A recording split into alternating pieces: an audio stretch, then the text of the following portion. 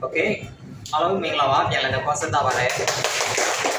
Sắp giờ cái tình hình mà sắp giờ rồi đúng chưa là này rồi cái giờ nó. Bảo cũng sao rồi à?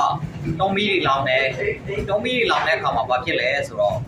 Thì cái bề này của nó, cái bề này á, mi làm rồi, giờ này thôi là đấy. Cái lấy sản lấy đi là mi làm rồi đấy. Tôi đây cái lấy sản gì này xì đi thôi là đấy. Cái gì xì này, giờ này vô đó là không à. Nó vô đó đi rồi, có là nên giờ là không à. Âu giang tới cũng phải lại, xí bẹp bẹp giàu vào nó, xí bẹp bẹp giàu lấy cũng phải lại đấy.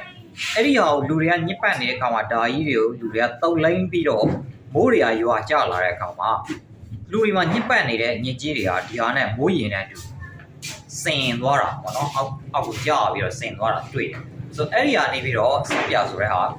cũng sao bị rồi lười đối xí vào mà nó, cái điều sắp giờ rồi hả, biểu mà rồi bạn này bao nào lên rồi, điều này xí này. Chỉ cần bao nàoဖြစ်ပါတယ်။ဘာနဲ့ဘာနဲ့လဲ။ညာနဲ့စီနဲ့အခြေခံပေါင်းတယ်။ဒီဘက်အောင်ပြောကြည့်ပါဦး။ဘာနဲ့ဘာနဲ့ပေါင်းလဲ။ညာနဲ့စီနဲ့အခြေခံပေါင်းတယ်။ဒါပေမဲ့ညာနဲ့စီနဲ့ရိုးရိုးပေါင်းတဲ့ဒီနေ့ကဆက်ပြလုပ်မယ်ဆိုရင်လူတွေကတိတ်သဘောမကျဘူး။ဆက်ပြဆိုတော့လူတွေကဘာလဲဆိုတော့စီပြစ်ဖြစ်နေအောင်အမြုပ်တွေထွက်ခြင်းနဲ့အယောင်တွေလာခြင်းနဲ့နော် texture လို့ခေါ်တဲ့ဒီဆက်ပြထဲမှာရှိတဲ့ပုံအကွက်ကလေးပေါ့နော်။ကြည့်လိုက်ရင်မျက်စိပတာသားလည်းဖြစ်ခြင်းသေးတယ်။အနံ့လည်းရှိခြင်းနဲ့သူတို့ကနော်အဲ့တော့ဘာလုပ်ရလဲဆိုတော့စီးပွားရေးလုပ်တဲ့လူတွေကပစ္စည်းတွေကိုထပ်ထည့်ရတယ်ပေါ့နော်အဲ့ဒီမှာပစ္စည်း primary surfactant လို့ခေါ်တဲ့ပစ္စည်းဆိုဈေးကွက်မှာသုံးတဲ့ပစ္စည်းတစ်မျိုးရှိတယ်နော်ဘာလဲဆိုတော့အဲ့ဒါကဒီ N70 လို့ခေါ်တဲ့ပစ္စည်းပေါ့နော် sodium lauryl sulfide ပေါ့နော်အဲ့တော့ကဘာလဲဆိုတော့အဖြူရောင်အချောင်းလေးတွေပေါ့နော်ဒါကအသက်ရှူသမားတွေအတွက်အဆင်မပြေဘူးเนาะရေကြက်ပန်းတာဖြစ်စေတာစိတ်ကွက်ကအများကြီး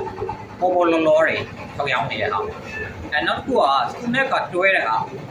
secondary surfactant သူ့အမြုပ်ထားလောက်ပို့ပြီးတော့စီးပြစ်ဖြစ်အောင်ထပ်တွဲပေးတဲ့ဟာဘာလဲဆိုတော့ sodium lauryl ether sulfide ပေါ့နော် SLES ဆိုအဲ့ဒါလည်းဒီတိုင်းပဲရေကြက်ပန်းတာတွေပါတယ်ဖြစ်စေနိုင်တဲ့အရာဖြစ်တယ်เนาะဒီမှာသုံးတဲ့ဟာပေါ့နော်ammonium lauryl sulfide ကျတော့အဲ့ဒါလေးကိုနည်းနည်းသက်သာစေတယ်။နောက်တစ်ခုသူ့ကိုသွားတွဲတယ် CDA လို့ခေါ်တဲ့ဟာပေါ့နော်။နောက် Cocamido propylbutane ပေါ့နော်။ secondary surfactant ဒုတိယပစ္စည်းထည့်တယ်။ဒုတိယပစ္စည်းနဲ့ပထမပစ္စည်းနဲ့ပေါင်းလိုက်တော့ပထမပစ္စည်းရောသူကပေါင်းပြီးတော့ပို့ပြီးတော့အမြုပ်တွေပါထစေတယ်ပေါ့နော်။ပို့ပြီးတော့အာနိသင်ကောင်းသွားစေတယ်အခုပေါင်းလိုက်တဲ့အခါမှာနော်။ butane ဆိုတဲ့ဟာလည်းအမြုပ်ထွက်စေတယ်ပို့ပြီးစီပြက်လာစေတယ်။ပြီးသွားတဲ့အခါမှာအာနိသင်ထည့်ဖို့လိုတယ်ကျွန်တော်တို့ဆက်ပြခဲအောင်ဘာလဲဆိုတော့ဘက်တီးရီးယားတွေဘာတွေတန့်စင်ပေးမယ်ဆိုရင်ဘာနဲ့လောက်ရလဲဆိုတော့ဒီပြားရည်တို့တန်လွင်စီတို့အဲ့လိုမျိုးတွေတောင်းဖို့လိုတယ်မျက်နှာကြည်စေတယ်ဆိုရင်တော့မျက်နှာကြည်ဖို့ဆိုရင်ဘာလဲရှောက်သီးတို့ပန်းသီးတို့တောက်ဖို့လိုတယ်ပေါ့နော်အဖူဖိုက်တွေတောက်စင်ခြင်းအဲ့ဒါဆိုရင်ဘာလဲထောပတ်သီးနော်ထောပတ်သီးတောင်းရတယ်ဆိုတော့အာနိသင်ကမဖြစ်မနေတောင်းဖို့လိုတယ်နောက်တစ်ခုကတော့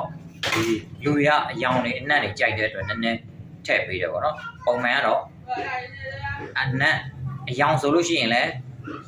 ဝမ်းထဲဝင်သွားရင်အသေးသွားထိစေဒါဆူဆေးတွေပေါ့နော်အနံ့ဆိုလို့ရှိရင်လည်းအဆုံးနဲ့မတည့်သက်ရှူလမ်းကြောင်းပြဿနာဖြစ်စေတဲ့အတွက်ကျွန်တော်တို့ကတော့သိပ်မတော်ဘူးဖြစ်နိုင်ရှောင်ကျင်တယ်ပေါ့နော်ဒါပေမဲ့ရောင်းပန်းရအောင်ဆိုပြီးတော့ထည့်ရတာတွေမျိုးအဖြစ်နေကြတယ်ပေါ့လေအဲ့ဒါလေးကတော့အဓိကဒါစပ်ပြခဲလောက်တဲ့ဟာစပ်ပြလောက်တဲ့ဟာ formula လေးကိုပြောပြပေးသွားတာဖြစ်ပါတယ်အားလုံးမိကွန်းရှိမေးနိုင်ပါတယ်မိကွန်းရှိလားစင်ပြေလားဘက်ခါမှာဆိုဒီယမ်နဲ့ပိုတက်ဆီယမ်ဟိုက်ဒရိုဆိုက်နဲ့ရောအတူတူမိတယ်နော်ပိုတက်ဆီယမ်ဟိုက်ဒရိုဆိုက်ကစပ်ပြရေမှာသုံးတယ်ဆိုဒီယမ်ဟိုက်ဒရိုဆိုက်ကစပ်ပြခဲအတွက်သုံးတယ်နော်ကျွန်တော်တို့ခဲအတွက်သုံးတဲ့ဟာကအဲ့ဒီဟာအစိမ့်မရပဲနဲ့ခါလေးကျရင်ဟိုကောင်နဲ့ရောရောင်းဈေးက၄ဆလောက်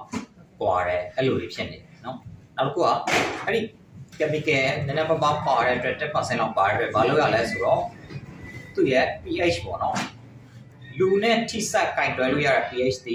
9.5 နဲ့ 8.5 ကျောင်းမှာပဲရှိတယ်နော်အဲ့ဒီရဲ့ပြင်ပ 9.5 အောက်ရောက်သွားရင် acid လို့ခေါ်တဲ့ 8.5 အပေါ်ရောက်သွားရင် alkali အဆက်ကျော်သွားရင် base battery အိုးမှာသုံးနေတဲ့ဟိုဟာတွေပြားတွေပေါ့နော် battery မီးထွန်းတဲ့ပြားတွေဖြစ်သွားလူတွေရောပါဖြစ်စေလောင်ကျွမ်းစေတဲ့အတွက်pH ဒီ 9.5 နဲ့ 8.5 ကျောင်းမှာရှိရမယ် ဒီကစီနဲ့ပြာနဲ့ပေါင်းမှာဖြစ်တဲ့အတွက်စီနေရာမှာတော့ပုံမှန်မှာတော့အရင်တော့ဆိုပါတော့လဲအမဲစီဆိုပဲအမဲစီသုံးရင်အရင်ခဲမြန်အမဲစီကတလိမ့်ဆန် trap ပစ္စည်းဖြစ်တဲ့အတွက်ပတ်ဝန်းကျင်ထိပ်သိမ်းရာရှောင်ကျင်ရတယ်အဲ့ဒီဆောင်အုံးစီကိုသုံးတယ်နော်အုံးတီးလာတဲ့စီအုံးစီကလည်းအကြီးသွေးအမှန်ကမရဘူးတကယ်သင်တန်းပေးတော့မဖြစ်တယ်ခက်ခဲတွေတွေ့အုံးစီနဲ့ NaOH ကို NaOH သုံးစားရေဆက်စားရုံပြီးတော့ဖြော်ပဲနော်ဖြော်ပဲစက်ပြခဲလုပ်တဲ့နေမှာအခုချက်မယ်ဒလက်နဲ့မွေမယ်ဒါမီလာဒီလို့တော့ပြဒလက်နဲ့နော်ပြစ်လာနော်ဒလက်နဲ့မွေတဲ့အခါမှာလဲနိုင်လက်တန်အတိုင်းမွေနိုင်လက်တန်အတိုင်းမြဲမွေရမယ်မအားလို့မရဘူးရောင်းမြန်ပန်းလို့မရဘူးနော်တချို့တွေကနိုင်လက်တန်အတိုင်းဒလက်ကသွားနေလက်ကပါလိုက်လို့ရောင်းမြန်ကပြန်လိုက်မွေးတယ်အဲ့လိုရောလုံးဝမလုပ်ရအောင်နော်လုပ်တဲ့လူတွေကိုအမှတ်လျှော့မယ်နော်စီကန်ချိုးဖောက်တဲ့အနေနဲ့ရေးယူခံရမယ်အဲ့တော့ရေဆက်ဆောင် NaOH သုံးစားနဲ့ဖြော်ရတဲ့အားကိုဘာလုပ်လဲဆိုတော့အုပ်စီကိုကျိုးမယ်ကျိုးတဲ့ကောင်80 degree Celsius တိရအောင်ကျိုးရမယ်နော်80 degree Celsius တိရအောင်ကျိုးမယ်ပုံစံအခုချက်ရင်အခုနဲ့အားလုံးချက်ရမယ်အေးချက်ရင်အားလုံးအေးတန်းမှာချက်ရမယ်နော်အခုကဘာချက်မလဲဆိုတော့အခုချက်မယ်ဘာချက်မလဲအခုချက်မယ်နော်အခုချက်ပြန်တက်တဲ့အတွက်အားလုံးအခုနဲ့ချက်ရမယ်နော်အဲ့တော့အုံးစီရဲ့ဟိုရဲ့ NaOH ရဲ့ကိုအရင်ဆုံးရောမယ်ချက်မယ်ပြီးနဲ့အခုနဲ့ပြီးရင်လောက်စီထည့်မယ်ရေထည့်မယ် ethanol လို့ခေါ်တဲ့ရေပြန်ထည့်မယ် stearic acid အားလုံးကိုဘာလို့ပြီးပေါ်မှာကျုံမယ်နော် stearic acid ဆိုဘာဖြစ်ကိုခဲဖို့အတွက်နော်ဟုတ်ပြီကြောင်းဆိုရင်လည်းအယောင်ကြည်ဖို့ကြည်ရန်ဟုတ်ကြည်ဖို့အတွက်နော်ကြည်ဖို့အယောင်ကြည်ဖို့တွေကနည်းနည်းလောက်ပြင်အောင်ပန်းသီးတို့ကတော့ဗာလဲ anything နော် anything ပြီးတော့ essential oil ကိုပန်းသီးရဲ့အစီပါထည့်တယ်နော်အနံ့ကတော့ကြောက်သီးနံလေးထပ်ပြီးတာဖြစ်ပါတယ်အဲ့ဒီအားလုံးလုပ်ပြီးတဲ့အခါမှာပြန်ပေါင်းပြီးတော့ဒလက်နဲ့ကောင်ပူပြီးတော့ pH ကိုတိုင်းရမယ်နော် pH ဘယ်လောက်ကြားပြရမလဲ 9.5 နဲ့ 8.5 ကြားမှာရှိနေရမယ်စက်ပြခဲလုပ်တယ်ဆိုတော့ 8.5 9လောက်ပြီးရှိရမှာပေါ့နော်ဒီမိုကွက်လေးတွေလောင်းထည့်လိုက်ပြီးတရက်နေ့ကြာရင်ခဲသွားတယ်နောက်နေ့ကိုယူထောက်ပြီးတော့ထည့်ပြီးတော့အပြင်ပိတ်ပြီးတော့ရောင်းလို့ရပြီဒါစက်ပြခဲလုံးဒီဖြစ်ပါတယ်နော်မိကုံမေးချင်တာရှိလား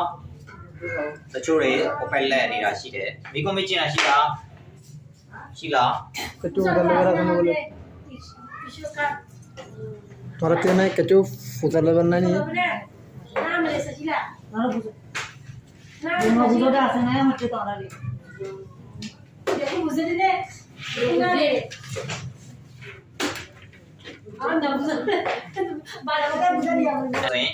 ဘာသာပြန်စကားနဲ့ပြန်ဆိုပေးတဲ့ဟာလေးရုပ်တစ်ချက်နောက်ထောင်လိုက်ဘာသာပြန်လုပ်ပေးပါမဟုတ်ဆန္ဒလားမဟုတ်ဆန္ဒကိုလက်ကုပ်တန်းကျေးနဲ့ဖိတ်ခွဲအောင်